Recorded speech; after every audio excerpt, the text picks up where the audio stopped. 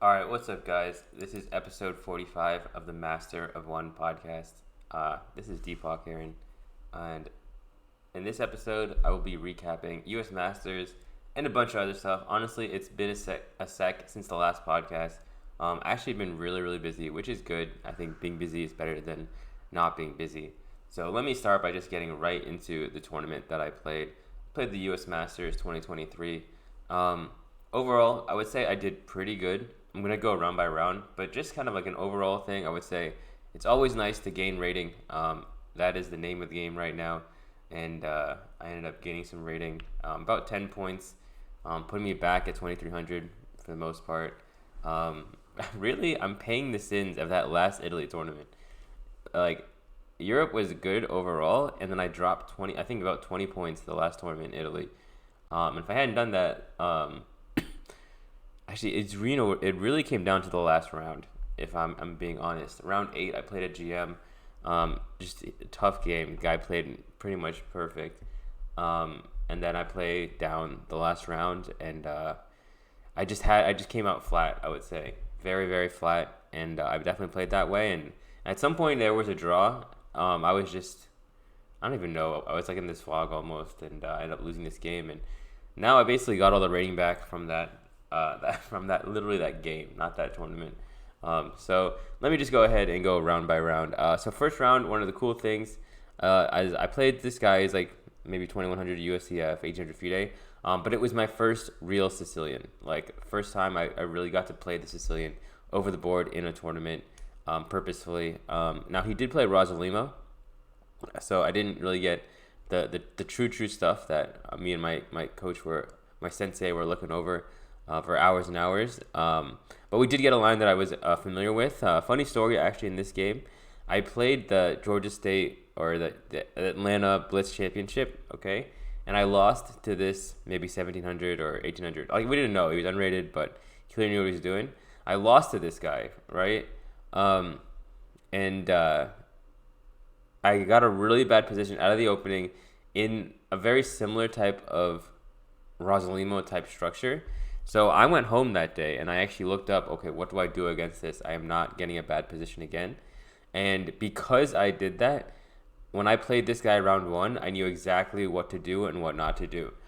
Basically, in this structure, like I ended up going c4 and getting a really weak pawn on b5, and then everything falls apart. And here I learned you don't go c4, you actually just go d5. And this is something that some chess players will understand. Like when you play Sicilian, a lot of times you can transition into a good French. Um, so as a French player, I actually have that base. So I should never be afraid to go from Sicilian to French. Because for the most part, if you're doing that, starting out in a Sicilian, you're getting a good position. Also, you're avoiding the exchange French, which is also another bonus. All right, so first game, played down, but played a Sicilian, got a really nice attack, a nice win. So great start. Second game, I played Brian Escalante, super strong international master. He actually officially made Grandmaster this tournament. He crossed 2,500. He had all the norms. Interesting enough, like I was part of his effort in crossing 2,500.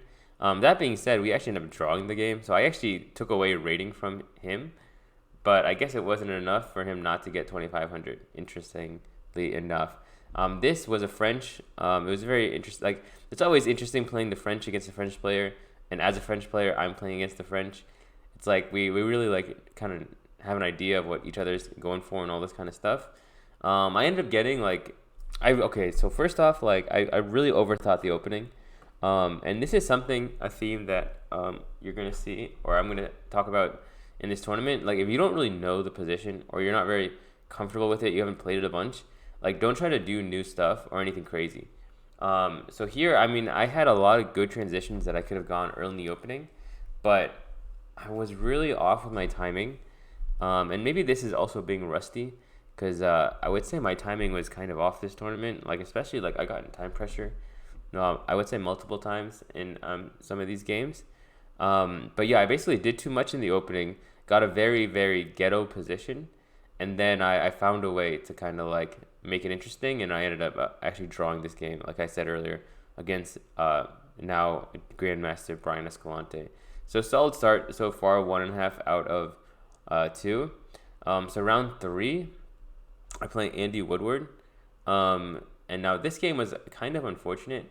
So Andy Woodward obviously is a very good chess player. Like Hikaru talks a lot about him. Like there's a lot of chess players. He actually beat Hans recently.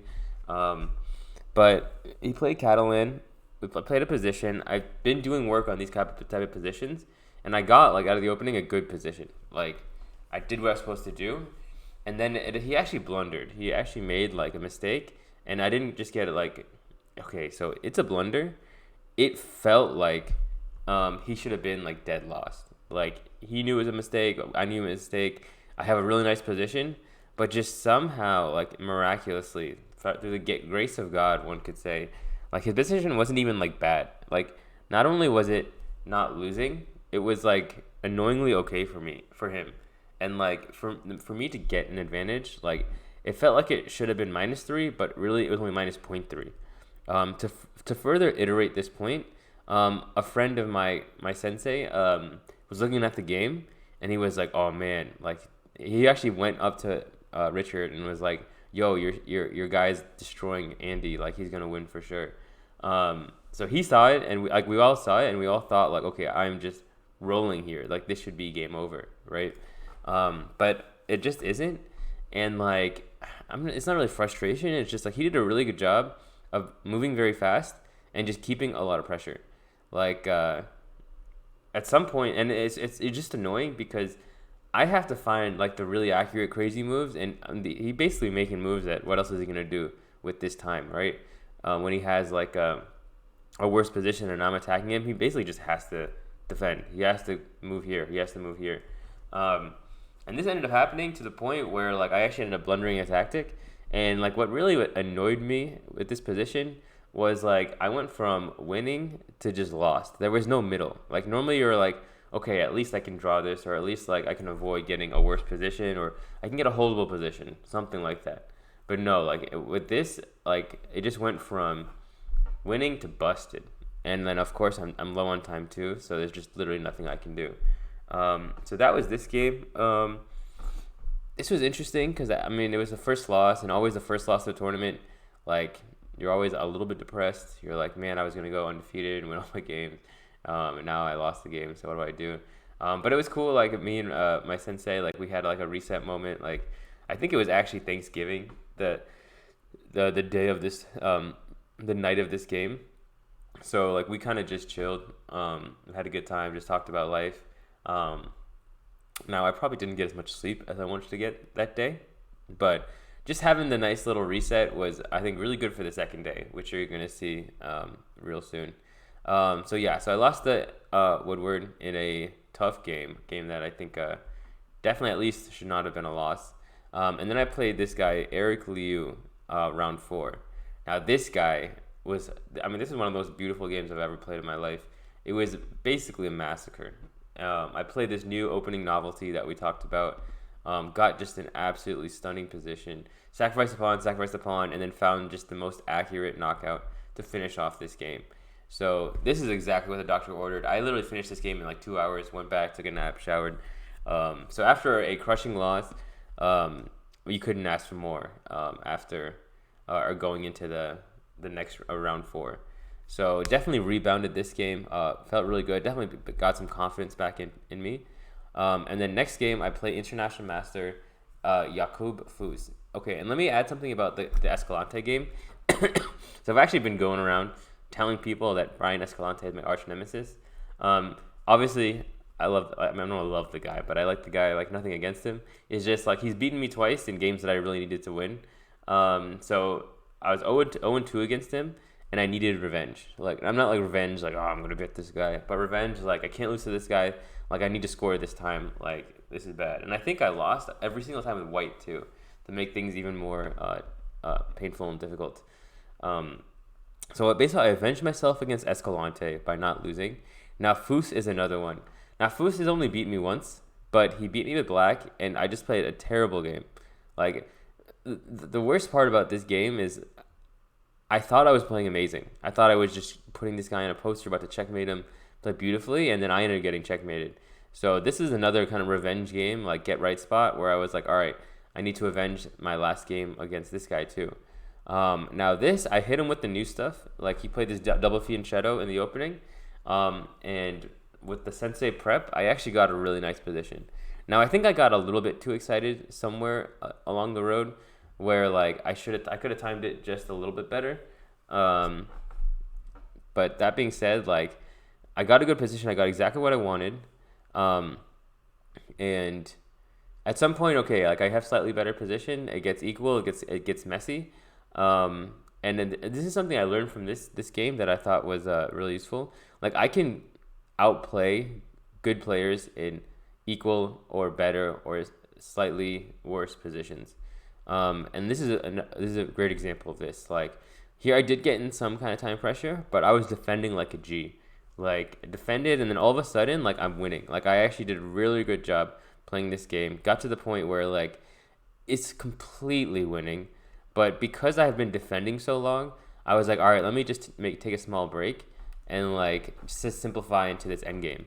And the problem with simplifying into this end game was it was so simple that he could draw, and I didn't even have like good winning chances in this position. So this game was definitely one that I 100% should have won. But it is what it is. And that being said, it was a get right spot. Like I didn't lose to the guy who beat me before.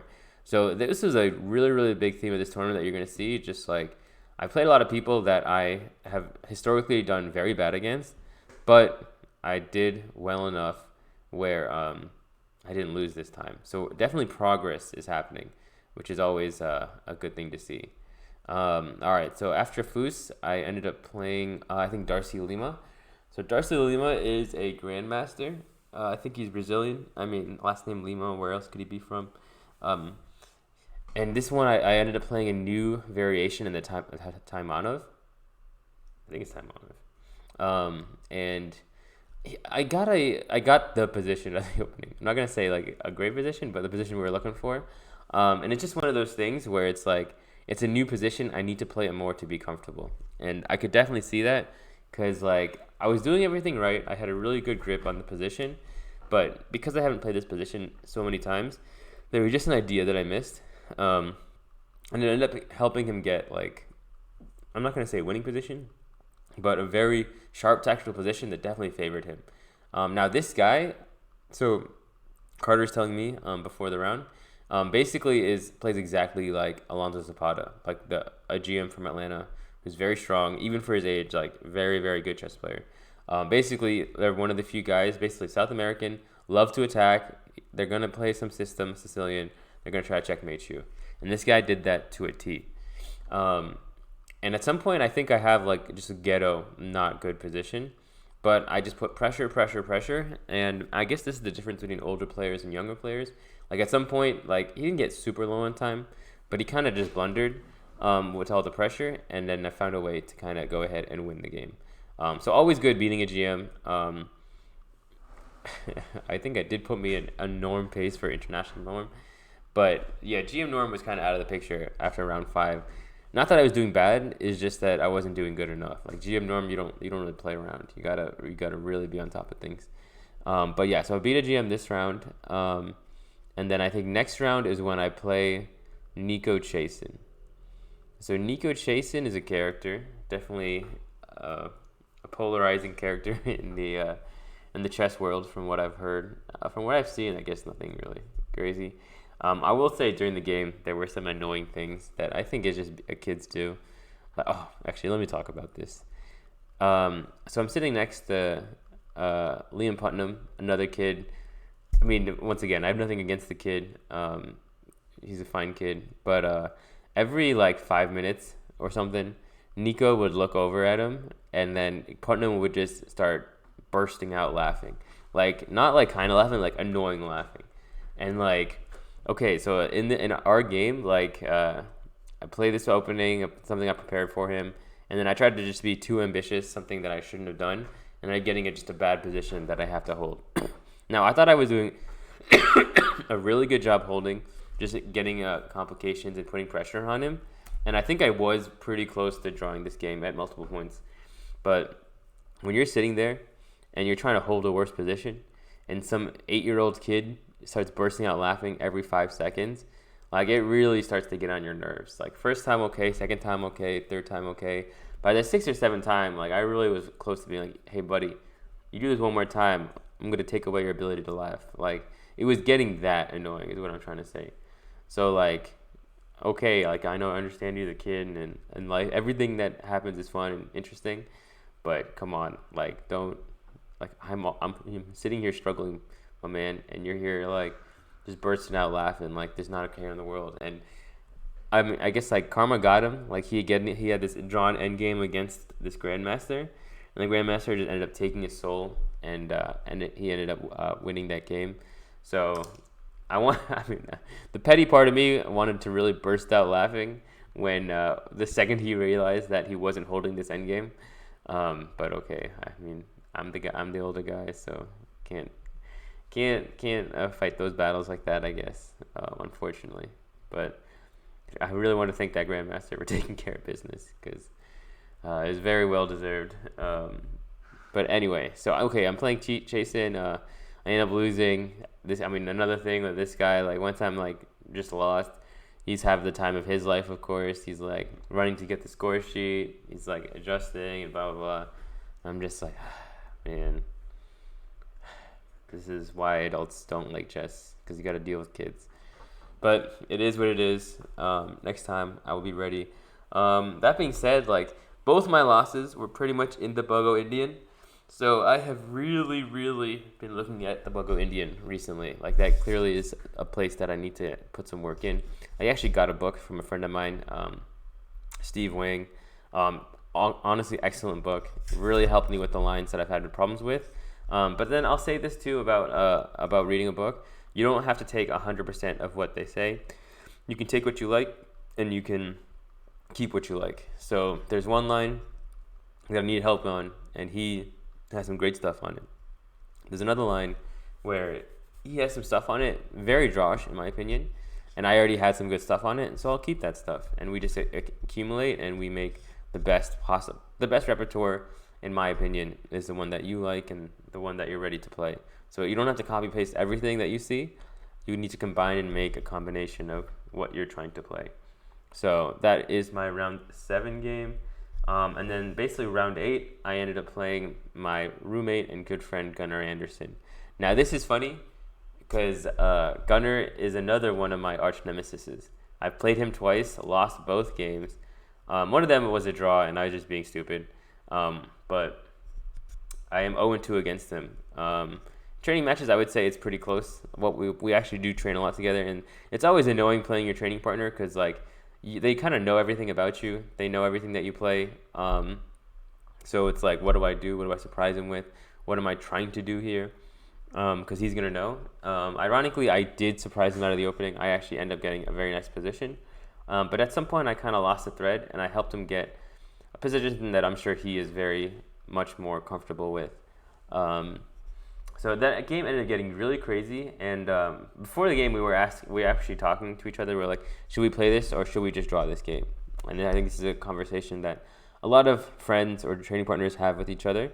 And basically, the way it stood in the tournament was, I think we were both 4 out of 7, and with 4 out of 7, generally 6 will get you a prize or a norm or something. 5.5 won't really get anyone anything. Also, I was white, so I would, if I had drawn this game, I would have black in the last round, and I would be playing for 5.5, and probably I played down, and it's probably not going to do anything for me. So I kind of told him, like, hey, we're both playing for stuff, like, let's just play. If it ends up being a draw, it's a draw. If you win, use my rating wisely, and if I win, like, the best, well, it is what it is. Like, I'll use your rating wisely, too. Now, the game ended up being a draw, where we ended up drawing after a crazy battle, and I think we're both pretty happy with just the way things were handled and the result of the game. And I think this is the right way to do it. I think the other way to do it is just, I mean, it's kind of the same thing. Like, you just play and let the best man win. Like, this is what we do. Now, that being said, if it's early in the tournament or if it's late in the tournament where we're both doing really well, now a draw is a whole different thing. Like, it's almost like we can afford to draw. We have enough money to draw, like kind of like that. But here, like, we're in the thick of it. Like, we both need results, so no need to draw. Like, we need to get some results. So that's kind of what happened with this game, and and he actually ended up winning $600.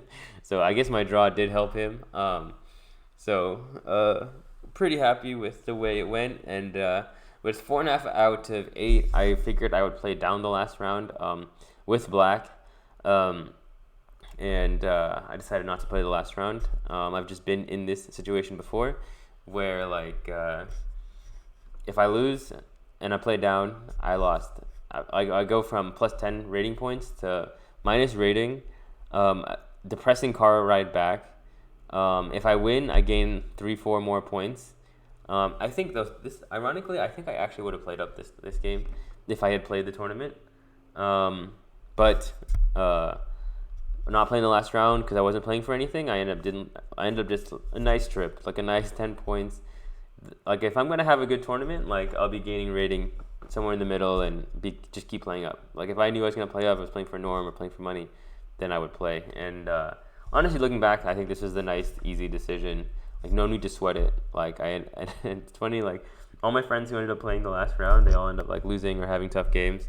So I was there just chilling, having a good time, just waiting for them to finish watching football while they were kind of, like, struggling or, like, depressed or blah, blah, blah, you know. So I'm not going to say, like, you always withdraw, but there are definitely certain instances where I think it is the better choice just to go home and take the nice tournament and be happy with the result of what happened. So yeah, that's pretty much how the tournament ended up for me. So 4.5 out of 8, gained about 10 points. Definitely know some spots to work on. So now let's see. I think that's, for the most part, that's all for the U.S. Masters recap. Definitely check out the YouTube video. The YouTube video is gonna, like, literally after I finish shooting this podcast, I'm gonna be working on the video. So both of them should be finished today. So yeah, definitely check out the video. And next, I'm gonna get into my training as well as my student training and all that kind of good stuff. All right, so now to get into my chess training post tournament. I don't know if this actually means anything, but my puzzles are at a new all-time high. I think on Lichess, I'm 2760. Lichess, I definitely recommend over chess.com. I think with chess.com, and I say this to a bunch of people, it was like everyone's ratings are like 3,000 on chess.com. I know, like, 1300s who are like, yo, my puzzle rating chess.com is like 2800, 2900. I think Lichess is definitely more of the truth, where, like, you have to, you don't get partial credit. So I tell people, like, if you can get 2800 on chess.com, on Lichess, and hold it, then, I mean, you're legit. Like, you really kind of know. You have good enough puzzles to be grandmaster, is the way I would put it. So on top of that, for chess training, I'm definitely trying to get into books. Like, I talked about the Bogo Indian book that I'm reading and working on to improve the weakness that I have in that area of chess. I really want to get into finish this Kramnik book too. Actually, I was going to talk about it at the end of this section, but let me just bring it in now. I'm really thinking, should I play more tournaments in December? And this is always the conundrum that you face as a chess player. Chess tournaments are always held during holidays. They are always during Christmas, Thanksgiving, spring break, July 4th. Like, and basically what ends up happening is your family is like, why aren't you spending time with us? I can't believe you're not spending time with us. Like, it's a holiday. Why are you going playing a chess tournament? And I mean, the reason why we do it is, one, we like it, but two, like, I want to make Grandmaster. So I kind of have the luxury of being like, oh, I'm a Grandmaster. I don't have to go play this tournament. But until then, like, I kind of have to keep playing until I accomplish this. Okay, my super confirmed plan was I am not going to play any tournaments. I'm just going to take this winter off and just, hang out with the family, nothing crazy. And then one person asked me, and I'm like, no, I'm not going to play. Two people asked me, and I'm like, no, I'm going to play. And then the third person asked me, and I'm like, oh, man, I don't know. So honestly, my solution has been just study, train, and pray about it. Like, at some point, like, if I'm going to play, like, I'll know. But until then, let me do as much as I can on my part, and just be productive and get things done, like shooting this podcast, doing the YouTube video, going through the Bogo, reading these books. If I can really do all these things, because it's about 2 weeks out. 2 weeks, as people know, is not a super huge amount of time. So, I mean, we'll see. I mean, also, I'm really want to start going back to the gym. I'll talk about that in the next section, and really just start working out again and getting back in really good shape. So we'll see. Like I said, like it all depends on how much I can get done. But the itch is there. The right people have asked. So we'll see. So yeah, I got to get my openings right. This is something that I think I've learned as well. Like, kind of prepared isn't fully prepared, obviously. I mean, kind of prepared isn't even prepared, if you want to put it that way. Like, if you only kind of know your opening, I mean, of course, it's better than nothing. But at the same time, like, as I can see from U.S. Masters, like, there's certain positions where I'm just not familiar with the ideas. And yeah, I can definitely figure it out over the board. But my opponent, in a lot of cases, has been playing it like 100 times. So they really know. And against certain people in certain positions, like if you kind of know the idea, you're 100% going to be in trouble. So that is something that is very, very important. And which is why, like, if I'm going to play, I want to really, really know my openings. That way I can really cruise and also, like, play faster. There's another thing, and I think this is why I was in time pressure some of these games. I didn't really walk around much. I think I was pretty good about, like, staying focused at the board. And part of me thought, like, that's all I got to do. If I do that, then, of course, I'll be 100% good. But it's more than that. Like, you have to know the positions. You have to just be comfortable in what's going on in any position that you get. So I really, really, really want to go in deep through these openings and know the ideas. But like I said, on top of that, I want to finish this Kramnik book. So probably that's going to be the litmus test to see if I actually play in 2 weeks. If I can really go through all my openings and have them down, and if I can finish this Kramnik book at least. And there's a couple more books I have, but I at least want to finish that one if I'm going to really give it a shot. Because now if I'm going to play, I've already told my family, like, hey, I'm going to hang out with you guys. So if I'm going to do something else, like, I want to really know, like, if I'm going to do this, I'm gonna go to win. So that's kind of the case that I'm in. Now let me go ahead and transition to my students. Like, right now, my students are all doing really well. The testing has been honestly phenomenal for the people under 1400. People under 1400, they just have a big advantage against most of their opponents. They know their openings, like, I would even argue, exceptionally well. They know their fundamentals and their principles exceptionally well. And the other thing I think that they do, and that we emphasize a lot, is when they're winning, they are really good at trading, simplifying, and just keeping it simple. Not doing too much, not getting in trouble, not doing something crazy and getting a losing position. And I think this is really like almost like the Dagestani wrestling that I was talking about in a previous podcast. Like, these guys, like, when they take you down, you don't get up. There is no hope for coming back or knocking them out, because they're just going to take you down. And this is exactly what my students are doing. Their openings are good, right? I mean, it's just like almost like everything is working out. I'm sure somewhere there's going to be some obstacles, and I'm going to have to figure out something. But even the good ones, even the ones who are trying to push for 2000, they're all cruising too. They're all, like, doing the right things, getting good positions, and playing the middle game well. I mean, pretty much all fighters, which I would say. Like, just because they have a losing position doesn't mean they lose, which is always a good trait to have for your warriors, for your students. So that's really good. Now, one thing I will say with giving out tests is sometimes they do take a long time. Like, it takes pretty much the whole class. So I am trying to find out a more efficient way to hand out the tests or give out the tests. So that is something that I'm working on. Another thing that's, I think, very important I want to talk about is growing out of starter openings. So the way I kind of teach my students is 0 to 1400, they play Stonewall or King's Indian or Stonewall Dutch and French, like some combination of these systems. But once they get out of 1400, and I've been lackadaisical on this, but I'm starting to press it now. I want them to play grown-up openings. So if they're gonna play French, they don't play Blackburn. They play like the specific lines. For others, they play Sicilian, and it also gives like something for the guys to look forward to. The guys who are like 1200, 1300. Like I tell them, like, hey man, once you get 1400, I'm gonna give you the fire stuff, the real fun openings, the ones where you're really gonna get some crazy positions and checkmate and knock people out. Now for a lot of these guys, like Stonewall is still really good. Like from 1400 on, I would say after maybe 1800 is when maybe Stonewall becomes a little stagnant. But for example, like King's Indian or Perk, maybe is the best example. That one can be really hard to play at the above 1400 level. So for a lot of these guys, like once they hit 1400, Sicilian is the first move that I'm gonna really start to teach them.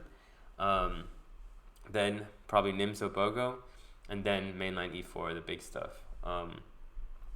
So in the next couple of weeks, this is something that I'm going to be doing, maybe over Christmas, because now apparently I have to figure out how to get myself good at chess before I get my other students. But really just going through, I mean, I have to do this anyway, but going through openings and being able to teach them, being able to summarize the big points, the move orders, and a lot of it is just like almost like clerical work. Like what I do is I make review sheets, make tests. This way I can have these guys look over them, give it to them, study them, and this will help them get better at their openings. So this is what I have to do the next couple of weeks to prepare openings for myself and for my students. And I think this will be a very efficient way to get people better at chess for sure. So these are my tasks. Today is recording and content day. Tomorrow is studying and grinding day. That's for sure. But I think it's gonna end up looking like. So yeah, I think that covers pretty much everything for my chess training and my students' chess training. Yeah, I would say the last thing is the good news about being able to teach the openings. It means I know it, so that will definitely get me better at understanding and also knowing for myself what I'm trying to do. All right, so 2 more sections. I did kind of warn you guys today would be a long podcast. It's been a while, and I've definitely been up to a lot of things. So last 2 is gonna be physical training, and then I'm gonna get into sports betting and stand up for the tail end of this podcast. All right, so now for physical training, I have been back boxing. I actually did want to talk about this, but we have started a chess boxing class. This chess boxing class is every Saturday from 2 to 4, where we do a mix of boxing, chess, and chess boxing. And we'll actually do some chess boxing drills as well as we will spar, which is, I think, something that's pretty cool. Like, basically, so first thing is a lot of people are like, what is chess boxing? Like, I mean, what is that even? It sounds interesting. What is it? So basically what it is what we did is you play a 5-minute game, and every, I think, 4 minutes, wait, they did 3 rounds. So it should be every 3 minutes. You play 3 minutes of chess, then you pause the clock, and then you do a 3-minute round in boxing. And the way it works, I mean, the way we did it was kind of a little bit strange, but basically, like, if you lose both chess boxing rounds, but you win in chess, they call it a draw. Apparently in like tournament competition, if that happens and you win in chess, you just win. But it's definitely interesting. I recommend everyone to check it out. I will actually be promoting it a lot this week. And it's a great workout. It's a great exercise. Now for me, I would say the boxing does not affect my chess that much. I would say I'm in good enough shape, chess and boxing wise, where for the most part I am kind of just cruising. Now, okay, another thing is I'm not playing cream of the crop chess players when I do chess boxing, so the chess is always okay. And yeah, it'll be interesting if I play someone who's actually really good at chess, the effect that it has. So that is definitely something that I will definitely at some point learn and find out. But it has really gotten me back into boxing, doing chess boxing and actually having something to potentially compete at or compete with. So I've been boxing a lot too. Sparring has been good. Like, once again, knock on wood. I don't want to say anything, but when you spar with bigger, stronger guys, like, you start learning that getting punched is not that bad. Like, okay, like, you don't want to get punched, and most of the time the big guys are taking it easy on you. This is why I want to say with a real, like, grain of salt or whatever, like, it's not that bad. Is I know they're taking it easy on me. They could definitely wind up and swing.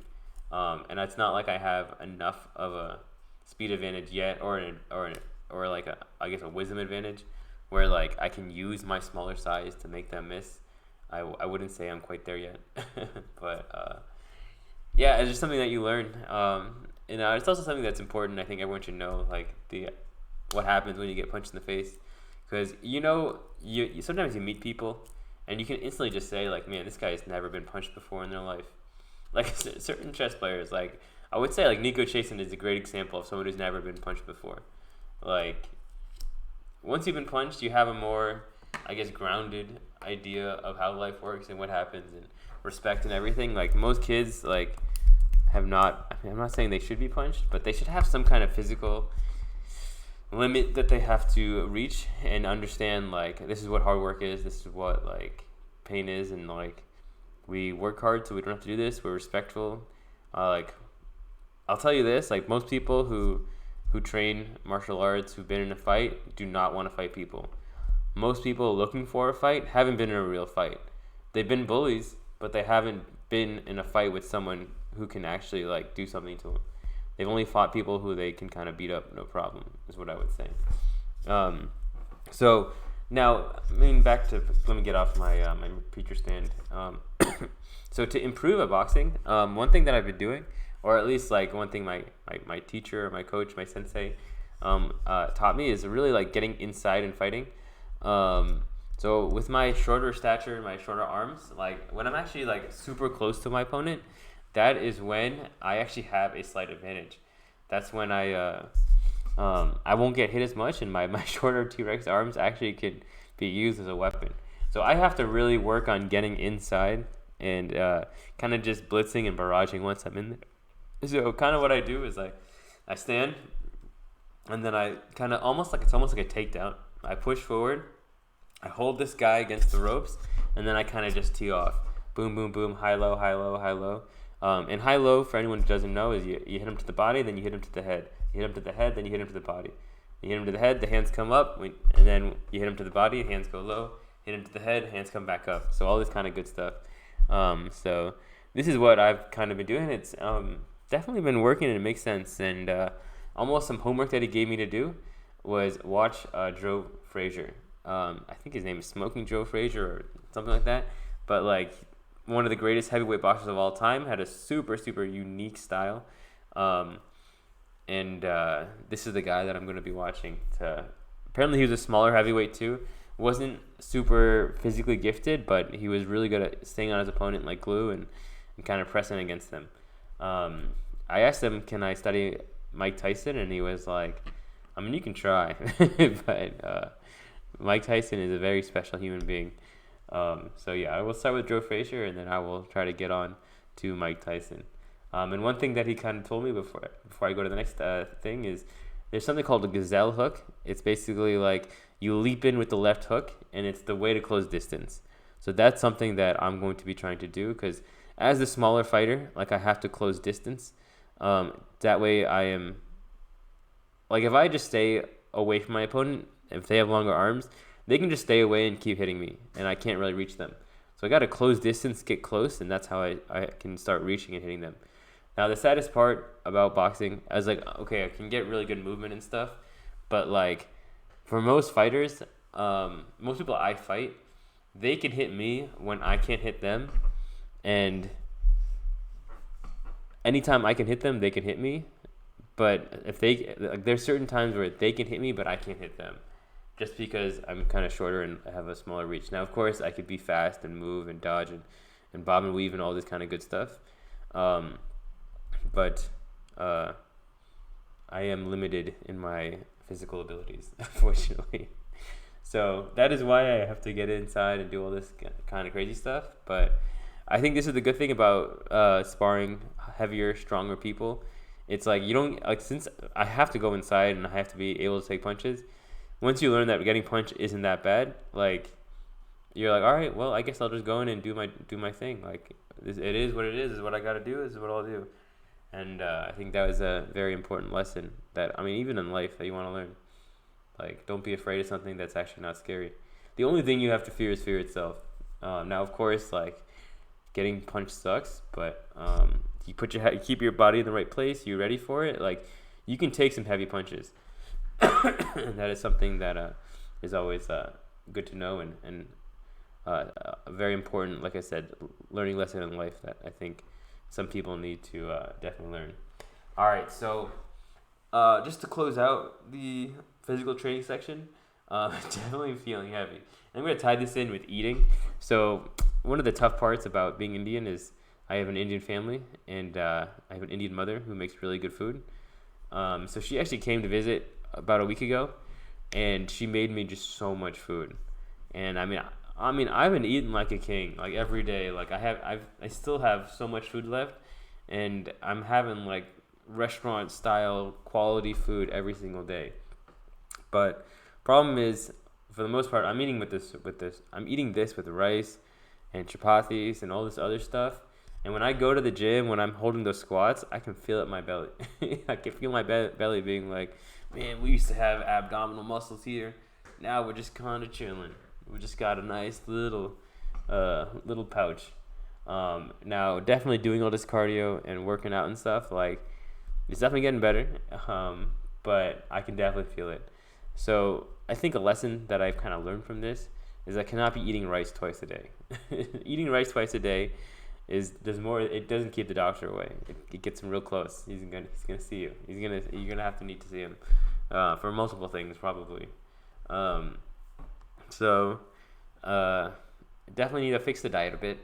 Another thing, just to go with feeling heavy, is jumping rope. This is something that I saw. I actually watched this random Andrew Tate video of all things, and he's like describing like jumping rope to this other guy. So this guy is jumping rope with his knees. Like he's like full two-legged jumping, and like if you do that, you're gonna get tired. You just can't you can't use your knees when you jump, because if you do, like it's just too much energy. The real way you want to jump rope is you want to bounce. You want to like be very light on your feet and just bounce, tap, tap, tap. And this is something I still haven't been really good at. But I definitely try it now, and I see it with the guys who are jumping rope. They're just like super smooth and efficiently. Like they're not jumping with their knees; they're just bouncing. So this is definitely, if you struggle with jumping rope or anything like that, like this is how you can improve that and get better with that 100%. Yeah, no, okay, I have started working out again. Definitely going to the gym every day. I mean, okay, it's been maybe 3-4 days, so nothing to brag about yet. But I've been going to the gym 4 or 5 days, and every single day I have been doing my upper body, which is great for my upper body. My upper body's really happy about it. Honestly, my full body's really happy about it. But I mean, today, knock on wood, is the day that I'm going to do legs. Now, I think I actually had a bit about this that I was going to do for stand-up, but like the reason I don't like doing legs is you do legs, and then for the next 2 weeks, you can't use your legs. And like, I don't know if anyone's used their legs before or needed to use legs, but they're really important. Like, you need to walk here, you need to walk there, and like, I mean, just squatting hurts, you know? Like, most people can squat like double their body weight, 1.5 their body weight. I can't even squat my body weight. I mean, I can.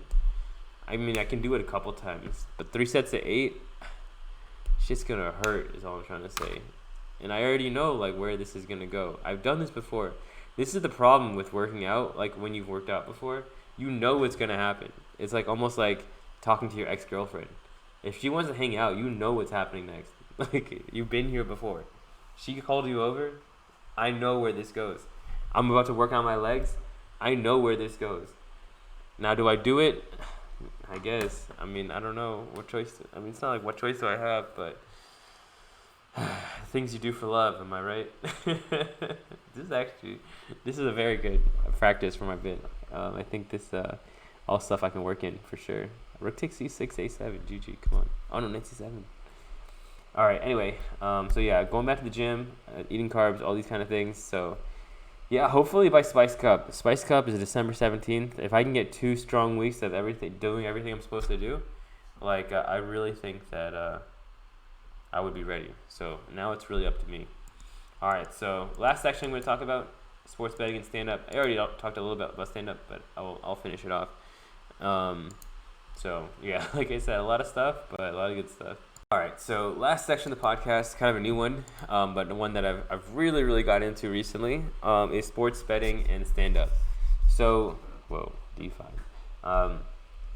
So this is like the first week with like basketball really going on that I've really like done research and like watched some videos. I have like these 2 guys, the Boston sports guy and this other guy, Jay Briggs, who kind of break down basketball games, and I mean they've been doing a great job.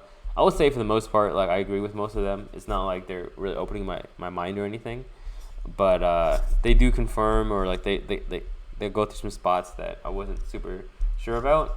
And basically, I would say with the first week, the last week, I'd say I made about $400, maybe. Yeah, about $400, just through hitting parlays.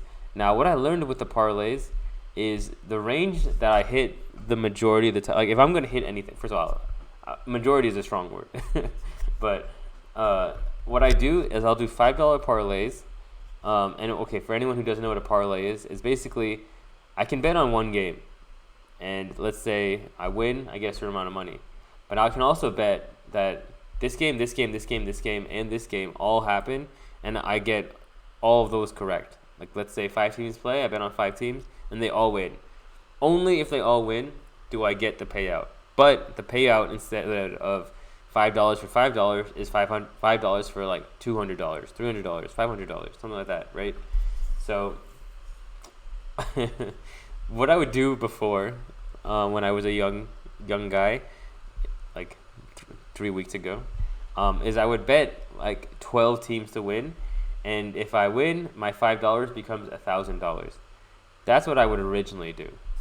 Now, you never hit $1,000. You might hit one a year, one every 2 years, something like that. But if you bet $5 for 100, 200, or kind of upper max 300, then I actually hit those about 1 in 3, 1 in 5, 1 in 6 times. So basically, if I put $25 out and I have 5 chances to win $100 to $300, I will hit, for the most part, one of those. And this past week, I basically hit three or four of those. One of them was 200, a couple 100s, and then a couple like 60 or whatever. And it pretty much adds up. Now, when you do this, basically you have 5 shots at a couple $100. For the most part, you only really hit one. But there, in theory, you could hit all 5. If everyone is correct, if I call everything correct, I will get all 5 parlays. Now, another thing that goes really hand in hand with this, and this is why I like betting on basketball and football way more than UFC, is you can live bet. So live betting is great because for the most part, I'm betting the favorites. So if I bet the favorites and the underdog is doing really well or the game is really close, I can live bet and get really good odds because I have the favorite and the favorites down. So I can bet the underdog at good odds, I can hedge, I can do all these kind of things. Now, this is going to come to a very sad story on Sunday. And I'll even go through this first. So basically, I had a parlay of $5 for $333, right? I have like Lions over, I have the Lions, I have Miami over, Miami -9, blah, blah, blah. Everything hits, and then I'm down to one game. I got Kansas City versus the Green Bay Packers. Kansas City is -260. So if Kansas City wins, I get $300. Now, another cool thing about these parlays is sometimes I can cash out before the game has started or before the game is over. So if I had wanted to, I could have just cashed out $200, right? So instead of waiting for the Kansas City game to finish, I could just take $200 and be like, all right, I made $200 by betting $5. And I mean, another great thing is you get the $5 back. So basically, I would have got $213 or something if I just cash out. But I was like, all right, Kansas City, they're favorites. They're a good team. Like, I think they're gonna win this game. So I don't need to cash out. Like, I'll just chill out. Like, they're gonna win. And then Green Bay starts. I mean, they balling. Like, I mean, I'm not gonna lie. Like, Green Bay's cost me before. Like, they are a young team. Like, I think one of the youngest teams in the NFL, and like they're playing really well. And basically, it's a close game. So during this close game, I have a chance to cash out. I can just be like, all right, it's a close game. Let me just take out like 150. Now remember, if the Kansas City wins, I still get $300. So I mean, of course, I want Kansas City to win, because that's the maximum payout. And I mean, honestly, they kind of should win. They're big favorites. They're not big favorites, but the favorites. And it's a close game, but Kansas City is always good at finishing close games. And I basically get it exactly where I want it. Kansas is a tie game where they're down 3, and Patrick Mahomes has the ball with 5 minutes left. And here is another chance I could have cashed out for, I think, 150. And the lesson here is you don't want to be sweating it, especially like when it's just $5 for 200 or 150. If I'm betting $150 and I'm trying to cash out for 150, then okay, cash out for 150. Like, you don't lose any money. But I literally just put $5 on this game, and I'm just walking away with $150. Like, why am I kind of doing? Like, you don't have to sweat it. Is kind of the lesson here. Now, what ends up happening is Patrick Mahomes throws a pick. 5 minutes left. Game's pretty much over. Then I think, like, miraculously they get the ball back and they have some kind of chance to do something, and then I can cash out for $100 or like something. But I'm just like, I'm staying strong. They're gonna win, and I'm gonna win the full amount. And of course, they end up losing and ended up getting nothing that game. And this is a big part of why I withdraw in the last round of tournaments. When you lose and go from plus 100, plus 300, back down to 0, that is hands down one of the worst feelings that you will ever feel. It's just like, man, I could have done this. I was winning. Like, life was good, and now life kind of sucks. Not like it sucks, okay? Like, of course, like, you wake up tomorrow, life is fine. But it's like, man, I could have just done this and had just been happy. Like, hedge the bets. Like, why am I taking a chance to just have a depressing day the next day? And that's pretty much what happened here. And basically, like, if I had taken out the $200, that is essentially like not playing the last round of U.S. Masters. Like, okay, I had a good tournament, like I made money, or I gained, and life is good. I don't have to figure out what happens if I'm all depressed. Now, like we said, that sometimes it's okay to be a hero. Like, sometimes, like, you go hero mode. But be really careful with it. Like, if you don't need to do it, don't do it. It's not worth it. That's all I can say. It's not worth it. So, yeah, definitely, like, that was a good learning lesson. It was one of the few times where I was like, I just kept thinking about it for maybe like a day or something. Like, literally 24 hours later, I'm like, man, I can't believe I didn't take out that $200. But I mean, like I said, learning lessons, you learn, and next time, like, $5 for 200, like, that's the goal. That's kind of what I've told myself if I'm going to do parlays and bet. Like, if I can get $5 parlay for 200, I should always be withdrawing or pulling out. Like, that is the number you're looking for. But yeah, I guess it all depends. It's almost like day trading. It's like, do I hold or do I pull? That's probably the hardest part of it, I would say. But okay, good news is it was still a very good week this past week. I actually ended up hitting yesterday on Pelicans over on the Bengals Jaguars game. So that was like $90 right there. Now the Bengals Jaguars game was very interesting, and this is why I like life betting a lot, because the Bengals were huge underdogs. Like, I think Jaguars minus 375. The line was at minus 9.5 or something like that. And I didn't bet it. Like, I knew, like, okay, this is stupid. Like, Bengals should get destroyed. But I was monitoring the game. I was honestly watching the basketball games, and then I just saw that, like, hey, it's 21-21. Like, Bengals actually showed up to play. So I was like, I saw the line plus 400, so I was like, all right, let me put some money on it. And of course, once again, you don't put much. You just like, well, it's plus 400. It's an even game. Like, anyone has a chance. And what do you know? Trevor Lawrence gets injured. Now, this being said, and of course, like, I don't want anyone getting injured, but if money's on the line, like, I'll take the injuries if I'm gonna have a better chance at winning. I'm gonna be honest with you. Maybe it's kind of messed up. Maybe it's not the best human emotion to have, but like, I mean, if I'm trying to make money and the best player goes down, like, who am I to complain about that? Now, that being said, it was still a very close game. And this is one thing about football that, I mean, I don't know if it drives me crazy or it's like just what it is, but the referees have such a big impact on the game.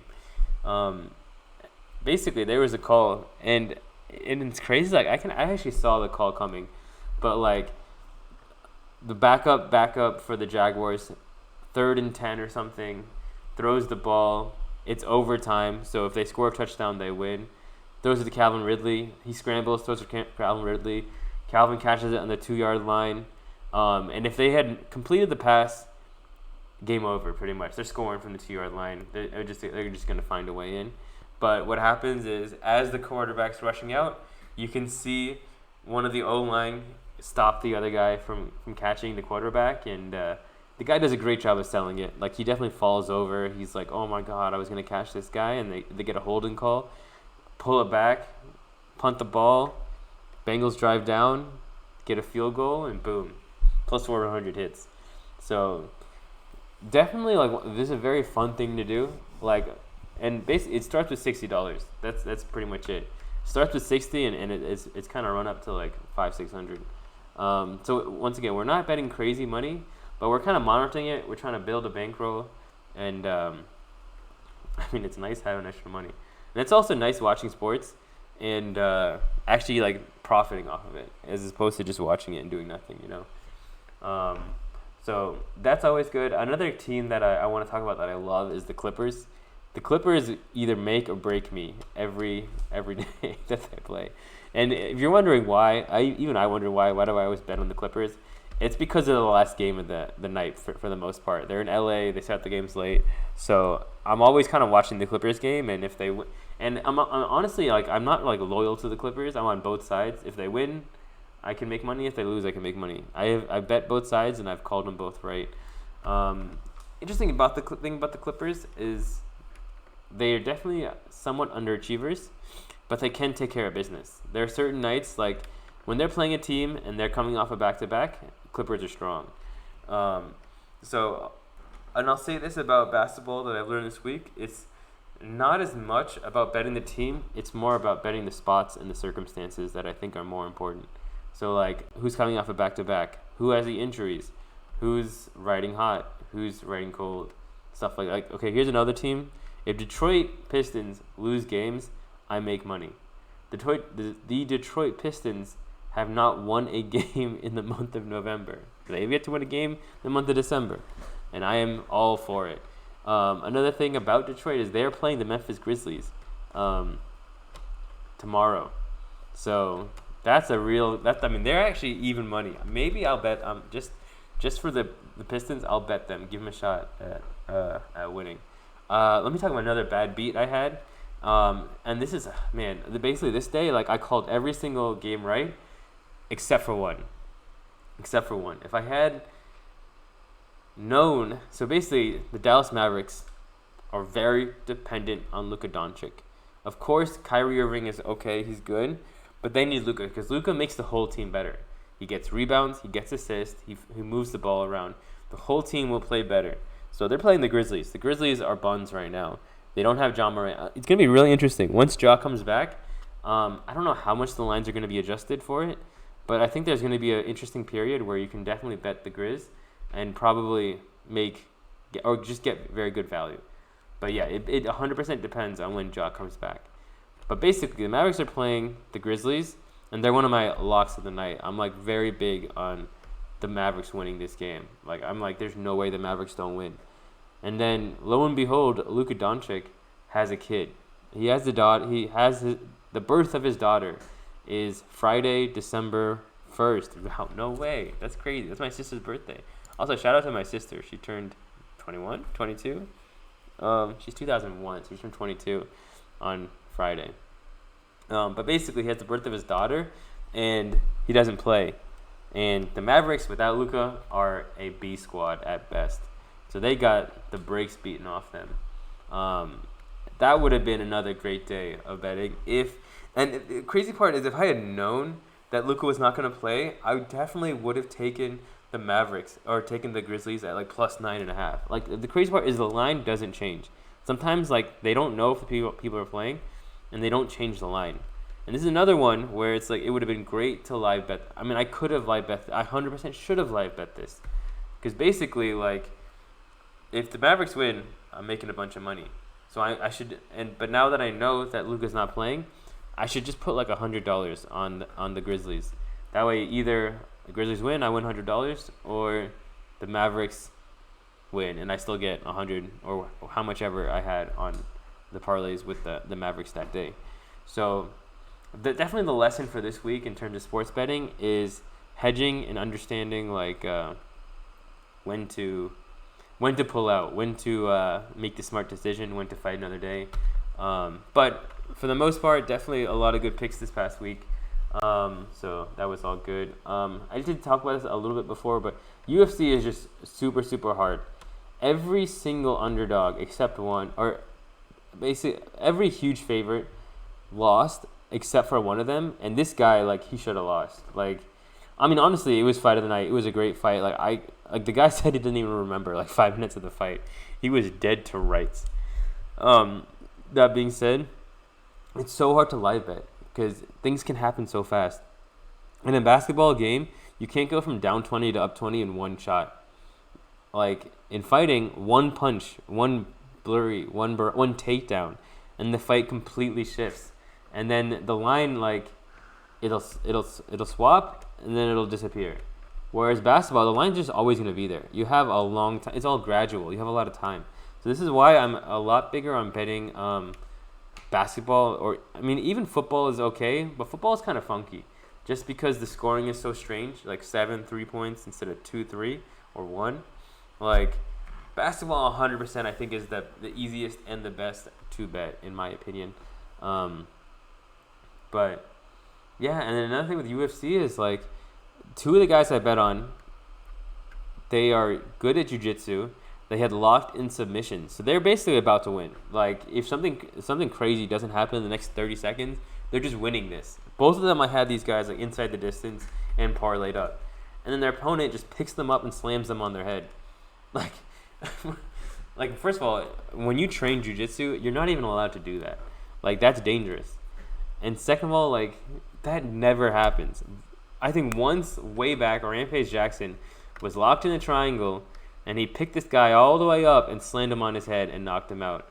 And lo and behold, both these guys, let's see, Joe Selecki and Reese something, this guy from Texas, Cowboy, really cool fighter, went ahead and they locked in submissions, but they just got slammed and knocked out, and that was the problem.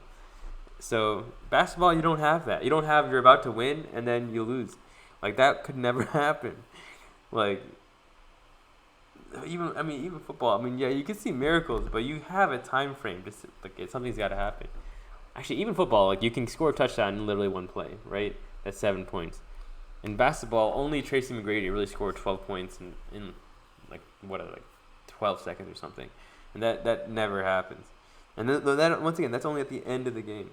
So yeah, so definitely I'm a huge fan of betting basketball. It's been way more successful for me than anything else. Yeah, it's been a really interesting week. Lastly, like stand up, I mean I should have gone, and this is a perfect way to end the podcast. Is when you're going to do something, when you want to do something, you're going to have this voice in your head that tells you like, you know, just stay home. Like you don't have to do this today. Just do this another day. Like why today? You know, you're gonna have these moments. And I had this for actually boxing. I was like, you know what? Just go to the gym downstairs. Just run outside.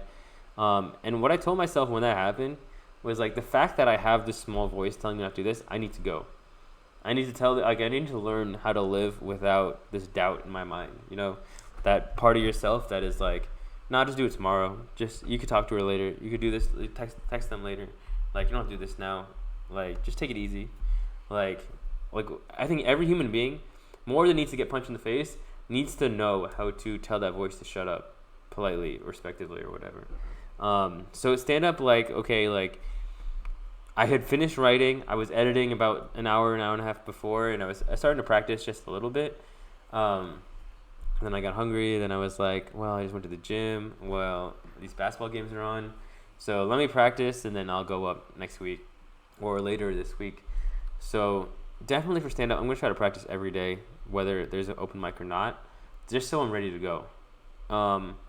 Another thing with like the stand up is build the base. This is what I've been doing, and I realize this is my chess students too. Like with stand up, I could do different material, different bits every week, every day, here and there. It's like playing chess. I could play different openings every day, but E4 one day, D4 one day. But right now, I am not at the level to be playing E4, D4, or C4, playing the French, playing the Sicilian, playing the Scandinavian, playing all these different openings. Build the base, work it up, learn how to, just like I tell my students, learn how to play chess, learn how to do stand-up, learn how to talk on stage, to be on stage, to memorize your lines and all this kind of stuff, and then you can kind of progress forward and start doing more things. So I have these couple bits that I'm really going to try to hone in on. And now I can play with them a little bit here and there. Like it's not like I'm 100% married to these lines, but the premise and the idea, like that, I want to stick to. I want to keep the same. So that's what I'm gonna do with stand up. Just kind of have this base and just build on it, and then we'll go from there. But yeah, definitely practicing every day. But most importantly, don't let that voice win. Don't let that inner side of you, I don't have to do this, or it's not worth it, I'll just do it next time. Don't let that voice win, because that voice will just keep growing bigger and bigger and bigger until he's telling you everything what to do. So that's the biggest thing I could say there. Like I said, a lot of things to talk about this podcast.